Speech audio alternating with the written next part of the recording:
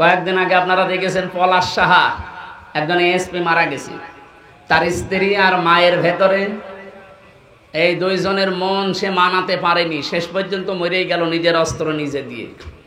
আমি এখান থেকে একটা জিনিস মা বোনদেরকে বলতে চাই, শাশুড়ি যারা আছে আপনি একটু ছাড় দিতে পারেন না আপনার বৌমাকে আপনার ছেলের শান্তির জন্য? আর বৌমা যারা আছেন আপনার মন এত ন্যারো মাইন্ডের কেন? আপনি ব্রড মাইন্ডের মন তৈরি করতে পারেন না? আপনার স্বামীর জন্য আপনার শ্বশুর শাশুড়িকে নিজের মা বাবার মতো মনে করে একটু ছাড় দেন না কেন? আজ হাজারো স্বামী আমরা এখানে যারা আছি মানসিক রোগী শুধুমাত্র পরিবারে মার বর ছোট মনের কারণে। বেশি বললাম? এটা বাংলাদেশে আজ হাজারো স্বামী আমরা অসুস্থ হয়ে আছি মানসিক ভাবে, কিছু বলতে পারি না। তাই এজন্য আশা করব মা বোনেরা আপনাদের মনটা আপনারা ছোট করবেন না, বড় মনের অধিকারী হন। পৃথিবী আর কয়দিন পরেই তো আপনিও মাটির নিচে যাবেন, আমিও মাটির নিচে থাকবো। আপনার সাথে আমি ভালো ব্যবহার করি এই কারণে আপনার এই ভালো ব্যবহার দিয়ে আমার আখেরাত তৈরি হবে। কি কথা বলেন না কেন? আমি আলেমের সাথে ভালো ব্যবহার করব এই কারণে ব্যবহার দিয়ে আমার আখেরাত তৈরি হবে। তার সাথে আমি খারাপ আচরণ করলে এইটা দিয়ে আমার আখেরাতে জাহান্নাম তৈরি হবে। জান্নাত জাহান্নাম আপনার এই কামাই দিয়ে তৈরি করবে আল্লাহ। আল্লাহ আমাদেরকে এমন এমন কাজে আঞ্জাম দেওয়ার তৌফিক দিন। আমি মা বোনদের জন্য যেহেতু বলছিলাম, আশা করছি আপনারা ছাড় দেওয়ার মন মানসিকতা তৈরি করবেন। এই যে ঈদ আসতেছে, মায়ের জন্য যদি 1000 টাকা দিয়ে শাড়ি কেনে, স্ত্রীর জন্য যদি 700 টাকা 3 পিস দেয়, 3 মাস কথা বলে না। এরকম ছোট মনের বউ নেই? কার বউ এরকম? হাত তোলেন তো দেখি, কেরম সাহস আপনার। না, নারায়ণগঞ্জেও যদি এ সাহস আপনি না দেখান, এটা নজরুল ইসলাম বাবুর এলাকা। ওরে বাবা, আপনারা যদি না পারেন তা আমরা কুষ্টিয়ার মানুষ পারবো? 3 নম্বরে মায়ের কষ্টটা, এই যে দুধ খাওয়ানো, যদিও দায়িত্ব মায়ের না, দুধ খাওয়ানোর দায়িত্ব বাবার।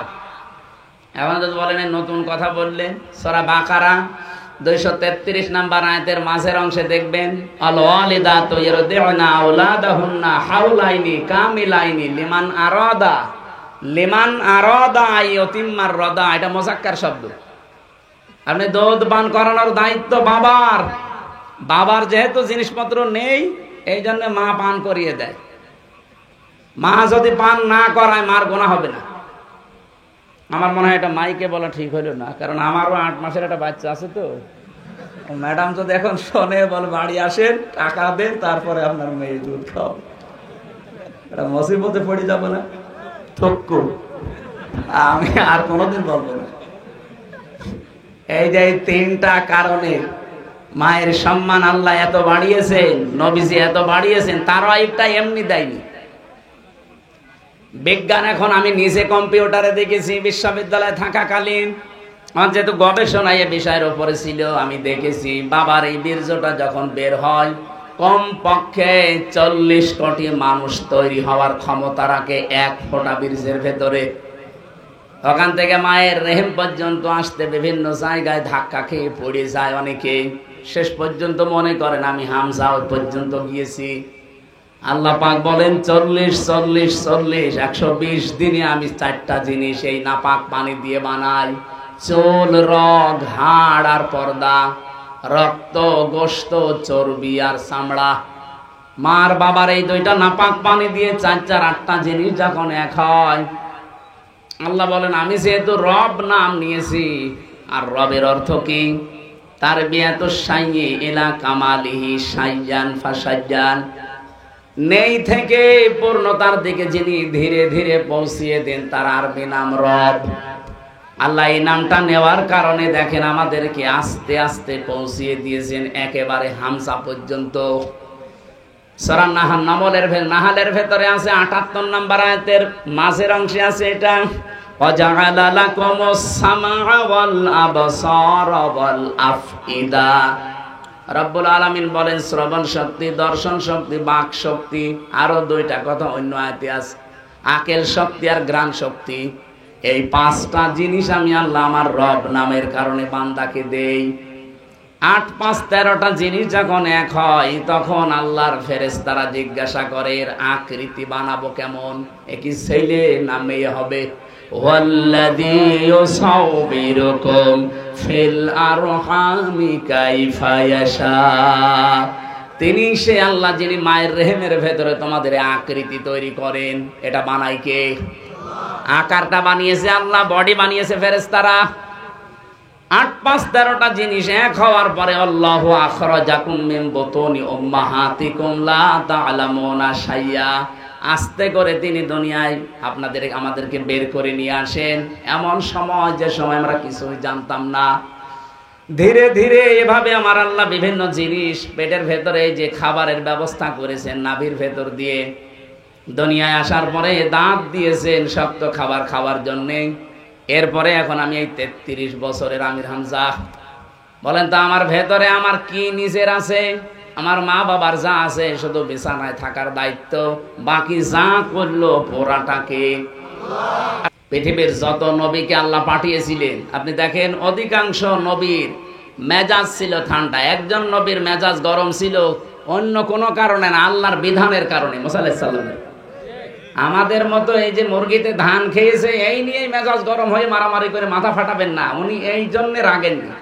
উনি রাগতেন যদি আল্লাহর বিরুদ্ধে এবং মানবতার বিরুদ্ধে কোনো কাজ দেখতেন। এই যে ফেরাউনের বাবুরচিকে যে এক চড়ে মেরে ফেলেছিলেন, ওটা কি ওনার নিজের ব্যক্তিগত রাগে? আল্লাহর বিরুদ্ধে মানবতার বিরুদ্ধে কাজ করছিলেন, এমন থাপ্পড় দিয়েছে সংশোধনের জন্য, ও বেটা মরিয়েই গেছে। তা আমার ওইদিকে উদ্দেশ্য না, আমি অতগুলো পয়েন্ট বলতে গেলে সময় চলে যাচ্ছে।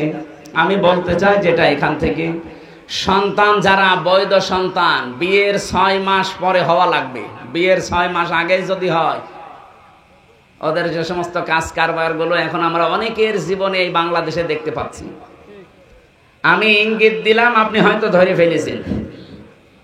বিজ্ঞান এখানে প্রমাণ করছে একটা মানুষ দুনিয়ায় আসতে হলে কমপক্ষে 6 মাস সময় লাগবেই, আর ঊর্ধ্বে সময় লাগবে 10 মাস 10 দিন। এই বাবার বীর্যটা নিয়ে আল্লাহ কেন সলবন দিলেন, আর মায়ের কাছে আল্লাহ তার বহু বচন দিলেন কেন? বাবা তো কষ্ট পেয়েছে একটা, মায়ের কষ্টের দিকে তাকান, কমপক্ষে 10 মাস 10 দিন। এই কষ্টটা দুনিয়ার কোনো বাবা আজ পর্যন্ত টের পায়নি, পেয়েছে? এই জন্যে মায়ের সম্মান আল্লাহ বাড়িয়েছেন একদম। দ্বিতীয় নম্বরে ডেলিভারির যে কষ্ট, বিজ্ঞান এখন কষ্ট মাপার পরিমাপ করার যন্ত্র আবিষ্কার করেছে। কষ্ট পেলে মাপতে হয়। পৃথিবীতে যদি সর্বোচ্চ পুরুষ মানুষ 45 ইউনিট কষ্ট পায় মরে যাবে, কিন্তু একটা মা দুনিয়ায় সন্তানের মুখ দেখাতে কমপক্ষে কষ্ট স্বীকার করে 57 ইউনিট। আপনি কোন কারণে মুসলমানের এই 92% দেশে বলতে গেলেন যে দেহ আমার, সিদ্ধান্ত আমার? বিশেষ করে আজ 3 দিন যা আরম্ভ হয়েছে, ওরা বলছে চেয়েছিলাম হিস্সা, হয়ে গেছি বেশ্যা। আপনারা তো আসলে বেশ্যা। আপনাকে মেয়ে মানুষ বলবে কে? আমি তো দেখলাম চেহারার দিকে তাকিয়ে, এখন যদিও জায়েজ না তারপরও দেখা লাগছে। সামনের দিকে তাকিয়ে দেখে 2 জন শুধু বাংলাদেশের, বাকিগুলো সব কলকাতার। আমার এই ছোট্ট বয়সে আমি বেশিরভাগ কাটিয়েছি কলকাতার আসামে, কারণ এই দেশে আল্লাহর ওলিরা আমারে ঢুকতে দিত না। এই জন্য আমার ওই 2 প্রদেশ সম্পর্কে খুব ভালো জানা আছে যে ওখানে কে কি করে। আপনি দেখেন মিছিলের সামনে শুধু 2টা বাংলাদেশের মেয়ে, বাকি সবগুলো কলকাতা থেকে ধার করে নিয়ে আসা। এরা ওদের ওইটা চাপিয়ে দেওয়ার জন্য একটা সূক্ষ্ম ষড়যন্ত্র চালাচ্ছে। নিজেদের যেমন সব উলট পালট, আমাদের মেয়েদেরকে ওরা এরকম কিছু করতে চায়। সম্মানিতা মা বোন যারা এদেশে আছেন, ওরা যেভাবে লেগেছে, আমার মনে হয় মুসলিম মহিলা যারা, তারা ওদের বিরুদ্ধে অবস্থান নেওয়া দরকার। যে আমার দেহ আমার সিদ্ধান্ত, মানে দেহ আমার না, সিদ্ধান্ত আমার না। আলাহুল খালকু ওয়াল আমরু, দেহ আল্লাহর, সিদ্ধান্ত কার? আল্লাহ। আমি বিস্তারিত আর তথ্যের দিকে যেতে পারছি না, আমি আয়াত পড়েছিলাম একটা, ওইদিকে যাচ্ছে সময়। আমার মনে হয় 1 ঘন্টা হয়ে গেছে। ওস্তাদ আবার বসে আছে, তো আমার তো আর সময় নেওয়া ঠিক হবে না। ওনার কাছে আপনারা এখন কথা শোনেন না। আমি আগামীতে আবার যদি আশপাশে কোনো জায়গায় আসি, 2টা দাওয়াত নিয়েছি, একটা 2500 আর একটা সোনারগাঁও, ওখানে কথা বলবো ইনশাল্লাহ। আমি নিজে ওনার ভক্ত, যদিও আমার মনে হয় জীবনে আজকেই প্রথম দেখা। আমি বহুবার রাজি সাহেবের কাছে ওনার নাম শুনেছিলাম, মনে মনে ভাবতাম যে নিজে যে ঢাকায় দেখা করে আসবো, সময় পাইনি বলে আসিনি। আজকে যেহেতু দেখা হয়ে গেছে, আমি নিজে কিছুক্ষণ শুনবো আজকে ওস্তাদের কথা। আমার কথা আপনারা ইন্টারনেটে হাজার হাজার দেওয়া আছে, শুনতে পারবেন। আমি যে আয়াত পড়েছিলাম সূরা মায়েদার 27 নম্বর আয়াত, ইনশাল্লাহ ব্যাখ্যা করবো কোরবানি সংক্রান্ত, আর ওস্তাদ পারলে করবে ইনশাল্লাহ। আসসালামু আলাইকুম। এত রাত ঠিক না, 10টা বাজে এখন, 11টা পর্যন্ত 1 ঘন্টা বললেও 11টা হয়ে যাবে।